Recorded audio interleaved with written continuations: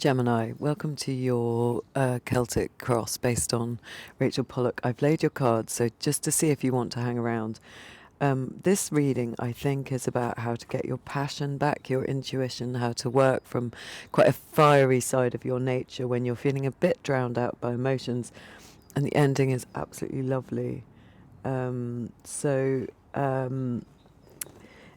Let's dive in. But yeah, it's a very interesting journey through some murky waters to get to something quite beautiful. So that's really lovely. So let's see you as you are at the moment internally. Here we go. The moon and the Seven of Cups talk about murky. I mean, you really don't quite know what's going on. Oh, this is Gemini and Seagull people because I've been seeing loads as I was setting up this morning, lots of them coming over the top of me at the moment and calling out. So with the moon and the Seven of Cups, we really are in a place where you can't really see that much. That would be what I would say. The Seven of Cups traditionally is, look at that figure. He's looking up. He doesn't know which cup to pick. They're all going off a little bit, or were never that good in the first place. And he's sort of stymied. And if he doesn't make a move, I wonder whether that's a bit too close. If he doesn't make a move, he's not going to get anything done. And the moon is very emotional, and it's the card of the unconscious and nighttime. And we've got that dog and the tame dog and the wild fox in some sort of baying at the moon, in some kind of conversation with each other, either side of that path. I suppose like dreams, where we metabolize things that have happened in the day to us. We work it all out, all our subconscious urges at night. And we also sort of delve into another world. So internally, quite unclear, I would say. It's rich territory, and you have got these cups on offer. You can take one. It's not that there's nothing there. And the moon is rich territory. It's fertile ground. Think kind of loam and rotting down substances and mycelium and things. I mean, just because it's not comfortable and it's not clear, and it's quite Plutonian, sort of under the ground. Well, Plutonian, no, the moon can't be Plutonian. Let's just let the moon be the moon. But it's emotional. So, unclear and emotional. So anything jumping out, I should have the big red glasses. Damn. The purple in the moon of the mountains in the background, and how gold that path is. And the lookout posts on the two pillars either side, and those yods of blessings. Now we got the parrots talking. Everything looks a bit unattractive to me there. I never liked this card, the Seven of Cups. Some people see it as imagination, but for me, it's just all the things that you might not want to choose anyway, or that you've let go off through indecision. Yeah, look at the mountains there. In one of them, a very tall peak. Oh, what's that in my nail? Need to repaint them. So, that's you internally. We get it. We're heading somewhere lovely, don't worry. And how that makes you act on the outside is like a sort of, I'm thinking of my previous dog when I see this. My previous dog, my only dog, my true love, who died last year, just over a year ago, Five of Swords. When Gilby, when he was in need, he would get very aggressive. So if you took him to the vet, that's what immediately popped into my mind, that sort of offensive aggression. I mean, the traditional meaning of this card, and it is just a stage, because we see those two lines at the back which indicate like a stage set, is that there's a fight that no one enjoys winning. So you're getting into fights that nobody will enjoy, that even if you're the victor, it's going to feel uncomfortable. With my dog, what I was sort of trying to say is, defensive aggression in the vet. He'd be like, he'd feel so sorry afterwards, but he felt so frightened that he would want to attack. There might be an element of that. When you're groping around blindly and you don't quite know your place, yeah, you could be quite feeling quite scrappy. It's not, again, all these blue colours, and then we go to something completely other. Look, that's so you in the internal, you on the external. So you're sort of slashing around in those kind of clouds, which were really actually standing out to me before, but I didn't mention them. Now you're sort of slashing around in them sort of to try and make sense of it, to try and clear something up, but then you feel a bit regretful about any fight. I always think he looks like a pixie. Look at his ear. Or a fairy. Can you see? It's so tall.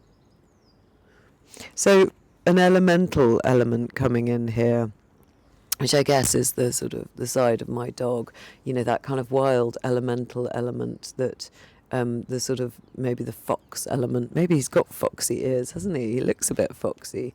So your wild part of your unconscious is being a little bit aggressive in the face of all this lack of clarity. The basis of the reading with the wonderful Queen of Wands is about you wanting to get in touch with her energy. Okay, she's intuitive, she's got her black cat, she's protected, she's got the throne with the lions on it, she's so sunny, she refers to the sun because she's got the sunflowers that we see in the sun and they face the sun. So even though she's looking away, the sunflower is looking direct, or the three sunflowers are looking directly at us, one that she grasps on the other end of her wand. And they're saying, and she's saying, it says optimism, strength, vitality, optimism against anything. She's going to win. And she's going to use her intuition. There's actually 4 because we've got sunflowers. We've got one right above the 2 lions that are behind her. Lots of Leone lion protection. And that little clasp for her cape. I wonder if it looks almost like a little cat face today. Or the interior. It looks like the interior of those sunflowers. It looks like the seeds. So a clasp that is like a cat, or like the seeds, maybe the seeds of a sunflower. So yeah, the Queen of Wands. You want that kind of energy. It would be really a lovely relief after all of this that we can see that you're going through. You need some optimism, the instincts, the magic that she represents to get you through this murky space. She's also very self-serving and very unconventional. She sits with her legs astride. She's the kind of mother, I mean, she is a queen, so she's kind, but she's the kind of mother that would teach her children how to do something and then send them off. She's not mollycoddling. So she's sort of very invigorating to life around her, and also doesn't hold herself back. So a lovely counterpart, that's what we're looking for. That's the energy we're looking for here. In the recent past, more emotion with the King of Cups. He is a king, so he's very understanding of all of this emotion. But look at the seas behind him, trying to dip his toe into it. How does he look to me today? He can often feel one way one minute, and the next he's changed his mind. There's a lot of complicated emotions to metabolize. It looks like where his crown is coming down, he's got so the blue flaps over his ear, all this blue everywhere. It's as if he can't hear anything other than all the emotion, okay? His ears are only attuned to emotions.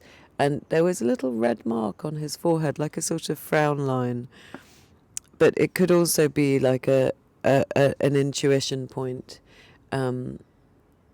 talking about his intuition, but everything is so attuned to emotion. He can only hear. He can't drown out the sound of emotion.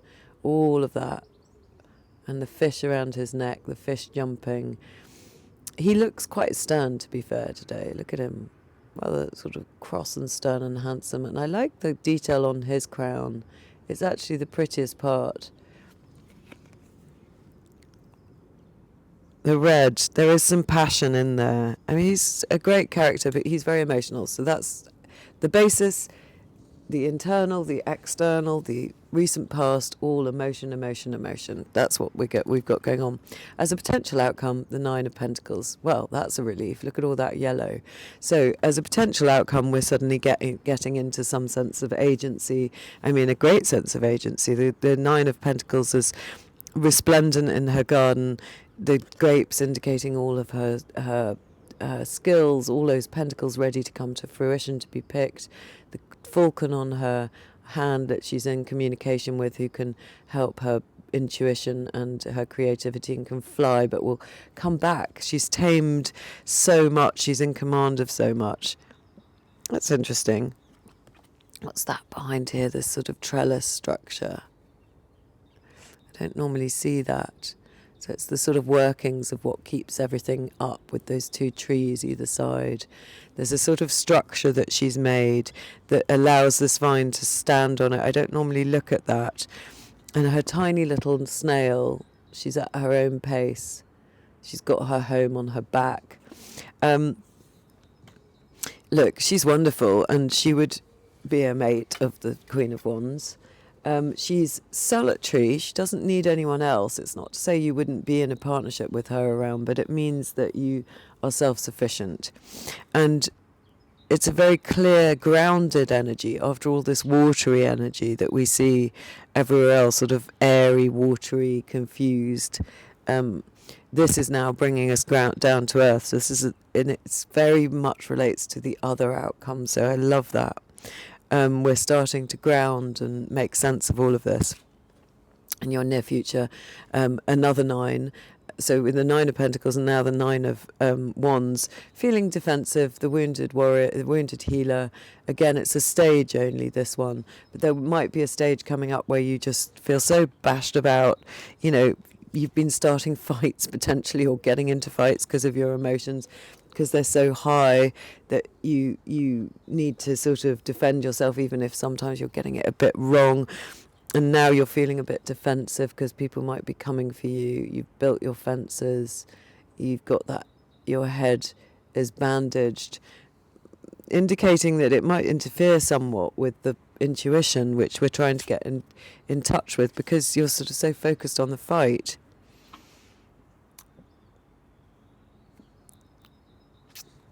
It's just a stage. But look, that as a snapshot, what I'm looking at, I must get one of those setups where you can look down. Blue, blue, blue, with the basis of what we're aiming for being quite yellow, but integrating the blue as well, actually. Look, being able to bring that yellow optimism to that blue. And then the pure yellow optimism and clarity of the 9 of Pentacles. So then we move into the next part of the reading, which is great. What is your attitude? Okay, you've got a great attitude. Well done, Seagull and Gemini people. You're not letting this get you down. You're a positive person. You've got the Page of Wands looking to his tip of his wands for inspiration, and then the Emperor creating structures from that kind of inspired. I mean, we say about the Page of Wands, he's a bit like the ADHD kid in the classroom. He's looking around, he's excited by everything, and lights his mind up. He's finding it hard to concentrate on one thing. But what a great pairing with the Emperor, because the Emperor will help create the structure for that excitement. And of course, the Page of Wands relates to the Queen of Wands, doesn't he? He's her minion. He's the guy coming with messages to and from her. So there is a beginning of her messages starting to get through, and the Emperor here in your attitude is creating structures and disciplines and order out of all of these messages that are coming through from your intuition, from your passionate side. That's so great. Everyone arriving for the day. Yeah, look at his great big orange bauble. I love that. It looks like a Christmas bauble. It's very noisy. What is that? Oh, someone's. So it's one of my neighbours. She's got a giant big car. This is a 5 of Swords. This is me being very 5 of Swords. So she's got a very noisy big car. And once, years ago, we were doing a kind of something about pollution in our area to sort of monitor it, one of the big universities. And anyway, she kept leaving her car, this giant gas-guzzling car, idling, and I watched her do it for ages. I was in my car, she was in hers, and she was just warming it up and just pumping out stuff. And so I went and asked her to turn it off. So we, nicely, but I do that sometimes. I don't think that's so unreasonable. Anyway, I always had in my mind that she was a guzzly person. And actually, and she might be, I don't know. But actually, last year, my battery went flat. And she was so generous and kind and came, never having had a relationship with her particularly. I live in a big city, there's lots of people around. I do know lots of my neighbours, but her and I had slightly sort of missed the mark with each other. She was so generous and so lovely with her time and her great big gas guzzling car. She helped set it up and do the jump leads and everything, because I wasn't managing to start it the way that we were doing it with my sister's car, which was much smaller. And I thought, that's a real lesson, isn't it? Like, of changing your perception. And I think the reason I'm telling you that story is there's a beginning of a start. Your attitude is starting to change perception. This is like her car, big. Maybe you've always found this kind of energy rather sort of overwhelming and a bit kind of dominant, and no, I've got all my emotions, I'm trying to sort of delve into the unconscious. But actually making friends with it, with the Page of Wands, could be a good thing, could jumpstart you. There must be a reason that story came out. Right, your environment, it is fair. It is much fairer than you're realising. There is reciprocity, there is balance. He's got the scales of balance. He's feeding those that are needy, he's keeping back what he needs for himself. So it's kind of what I'm saying. There might be more balance than you can perceive, like a bit like me being having one view for so long that it was not like I was ruminating on it, but I just had sort of pigeonholed this woman as one thing. And actually there was such a generosity to her that had to pivot my view. And so maybe that's what you're coming to grips with, that actually things might be a little bit fairer, a bit clearer, a bit more balanced in both parties' favour than you realise. There's more balance than you realise. I love it. What can I see? His big purple thing on his hat. And how many coins? 1, 2, 3, 4, 5 coins. That's interesting. It's the 6 of, that's why we say he holds it back. It's the 6 of coins, but look, he's giving 5 away, but he's keeping 1 in his pocket. And his big purple sort of ta-da, tassel-y thing. There's someone so funny on Instagram I keep watching. It's where he pretends to be a medieval sort of guy, and he puts tassels, he snaps tassels onto things. God, it's funny. I wonder whether he's got a YouTube channel. I'll link it if he does. It's so appealing. It's just, and this funny sort of play acting of this medieval. It's quite Monty Python. Anyway, it makes me think of him. So a note of humour coming in and a note of great balance. Okay, that is actually the environment that you're in. But me not realising how good my environment was, and your attitude. Anything else that stands out? No. Your attitude here, the Knight of Wands. Your hopes and fears, the Knight of Wands. You want all this wandy passion. Yeah, we know you do. You've got the Queen of Wands, you've got the Page of Wands, all of these.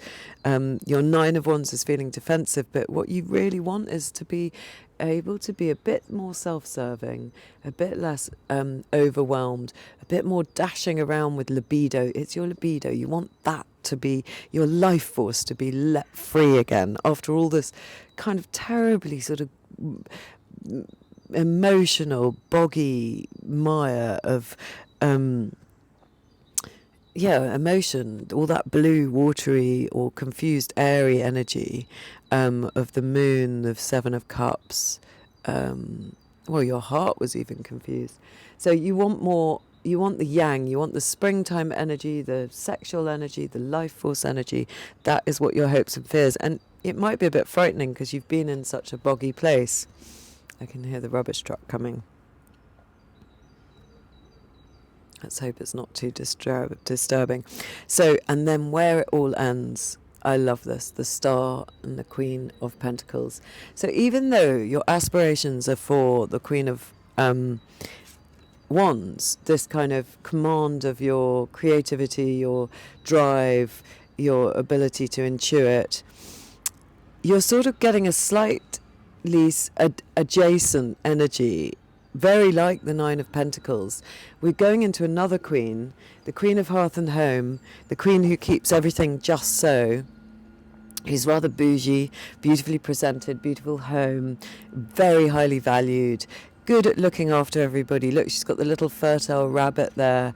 She's in spring. She's in the season that we're in the Northern Hemisphere now. But she's coming with the star, so it tells me that there is a healing. This murkiness is healed. You are actually now able to give away because you're so not defended anymore. You're able to be naked and undefended, unlike the Nine of Wands, unlike the Five of Swords. You're not feeling prickly and overbound by all your emotions anymore.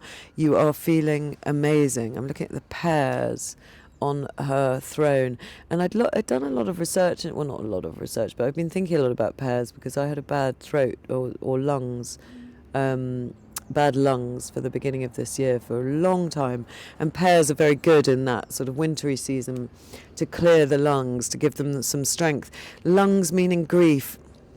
All that emotion is starting to be cleared out and healed, and you're getting into this very rooted energy of this queen, caring energy, and it does feel as if there will be balance. So your wands are coming, because the wands know what they want, right? Like what you really want is this Knight of Wands who goes after what he wants. The wands do know that, and you are operating under that star of Venus now, so you really know what you want. You're thinking in your healed state about where you want to aim to next. You've got ibises, birds speaking in your ear, and you're able to pour all this emotion out. It's like you're clearing out all that emotion, and it's all going in to feed the next cycle of whatever you're going into.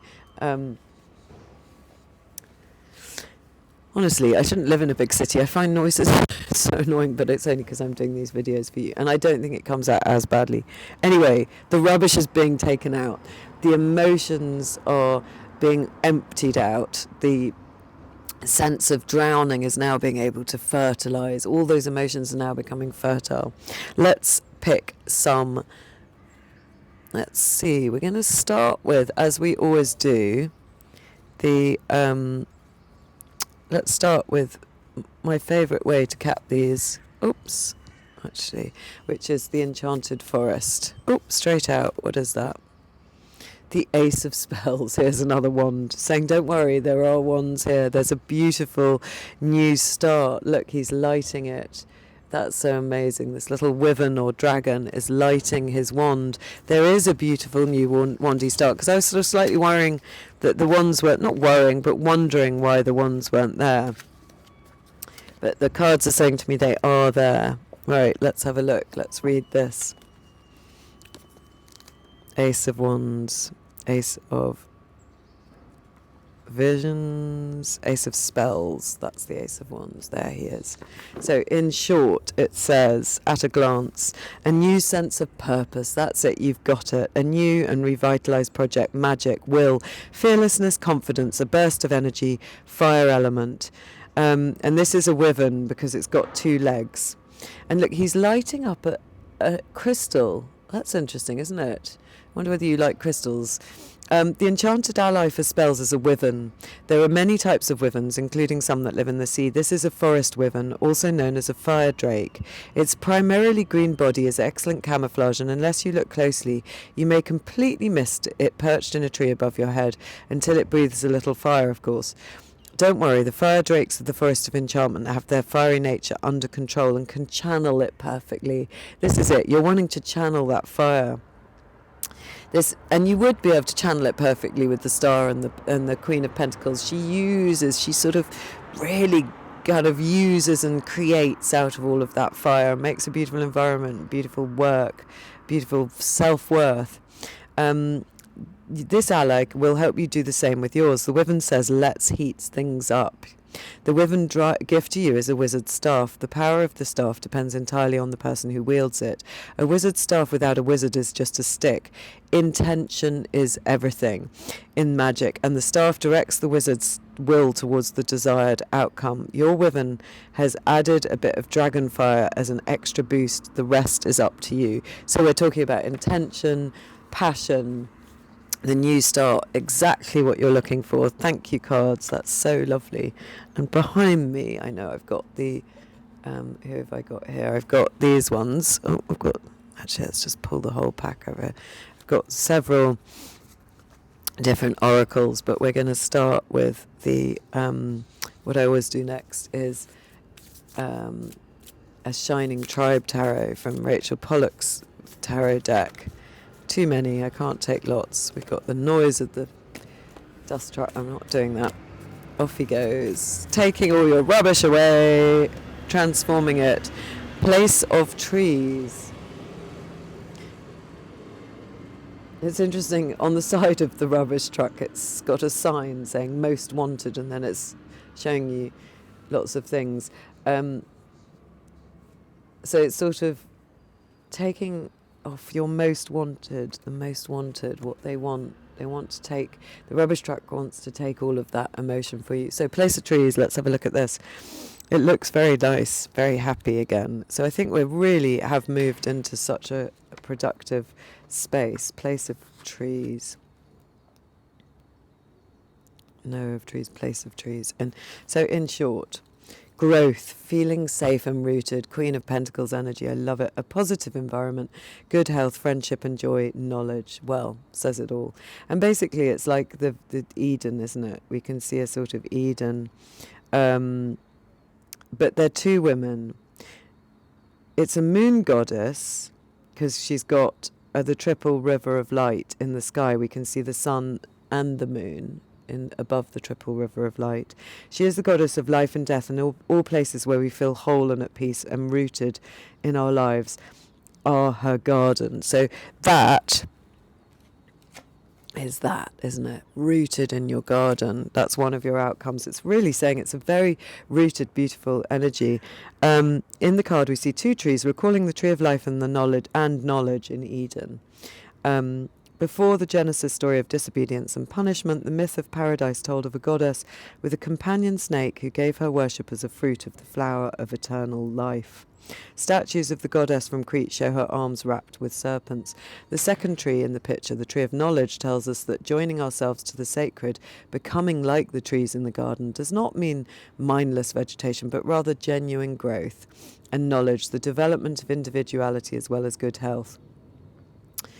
The Genesis story is actually more complex than most of us have learned in Sunday school. For example, the Bible tells us that God set the two trees in the middle of the garden. However, he only tells Adam to avoid the tree of knowledge. God says nothing about the tree of life. When Eve and Adam have tasted from knowledge, then God speaks of preventing them from eating life.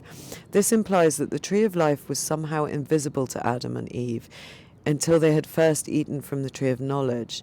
Some rabbis and others who've pondered this story have suggested that the tree of life was inside the tree of knowledge.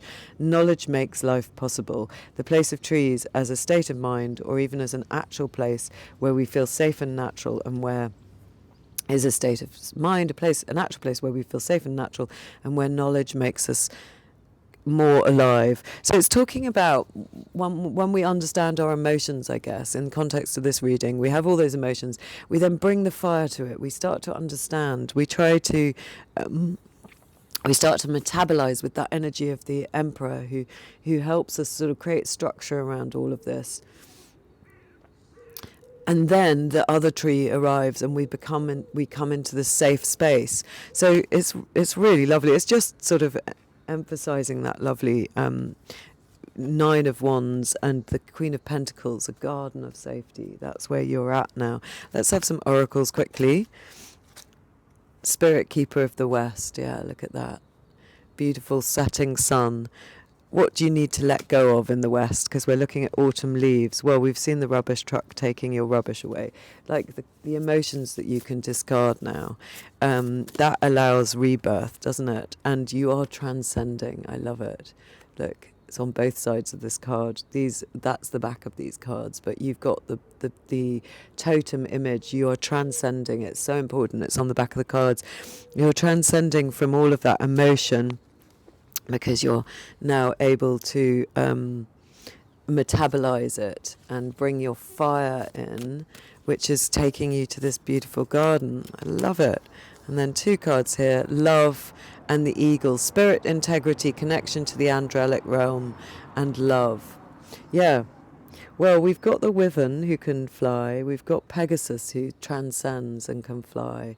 So you're connecting up to greater realms, and it brings more love into your life. I love that. We haven't even really spoken about love. We've only got the 7 of Cups here, but of course you're going to love your life more. You're going to love your garden more if you're in this more realised fiery state. And then 1 card, we've got 2... Psychic Portal and Muse of Eloquence. Let's see from these cards. These are the Muse of the Divine Muses Oracle. So we got Psychic Portal and Muse of Eloquence. I'm going to read a tiny bit of these because I think we've got such a good message for you here, and then we'll cap it finally with some small Rider Waite, and then you're on your way to this amazing thing. So Psychic Portal, gateway, sixth sense, thinning veils. It's a bridge to another realm. Well, you are on your way to this other garden, this beautiful garden. It's a spiritual gateway where we can make contact with ancestors, animals, elementals or guides. Messages go back and forth through this portal with practice, and we can learn to decipher the communication. Might be affirming your gift as an empath, psychic or medium, able to decrypt these messages from the universe. I mean, that might say, let's not discount your beautiful empathy that we can see in the moon and your ability to understand. It's not that we're dissing this. It's saying it's beautiful, but we just need to then be able to bring the messages forth and use them with the wands. Did I see someone's chakra? I have been looking at someone's. Anyway, there was somebody I was looking at. Well, there you had with the Knight of Wands, you had your psychic portal, your pineal gland bound. Here, we're talking about it being opened again. So I suppose that's a nod to that. Once you're less defensive, you can open up to these emotions again because they're not overwhelming you so much. That's beautiful. You can get the messages and they can be very, very helpful. And then Muse of Eloquence, 217.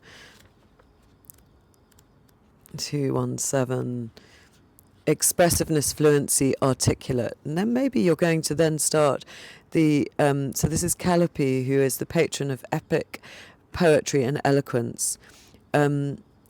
So whether this is composing an epic poem or writing through screenplays or novels, call upon this muse to support your self-expression whatever medium you're working.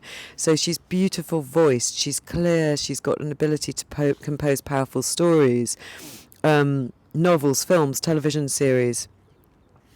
Look at her for inspiration. So maybe your channel, once it's open, once you cleared the bad emotions and you're able to work with them, maybe your channel will be to the channeling you're doing. You might have a channel like this. You might be doing something similar to this. Or maybe you're channeling some story that will be very helpful once you can. So that would be you using it creatively, all of that emotion. I love it. Don't be afraid to speak up. I think that's saying once we've healed this, there is an amazing ability to channel for helpful stories, and your intuition, your emotions, your empathy become a useful facility. Like the way, that's exactly it. That's how the Queen of Wands uses her psychicness. She uses that queenly empathy, because queens always do have that. She uses it for some good creative aims. That's what you're headed towards, and that's so helpful. Thank you, Divine Muses. I was looking at them thinking, is that really important? Yes, it's important, because that's what we're talking about, not shutting down that empathy or that channel, that ability to feel so much. No, we want to use it so it doesn't overwhelm us. Yeah. One final comment. You're becoming the Empress. You've got now the Queen of Wands, you've got the Queen of Pentacles. The Empress is the queen of all the queens. She's the culmination of all the queens.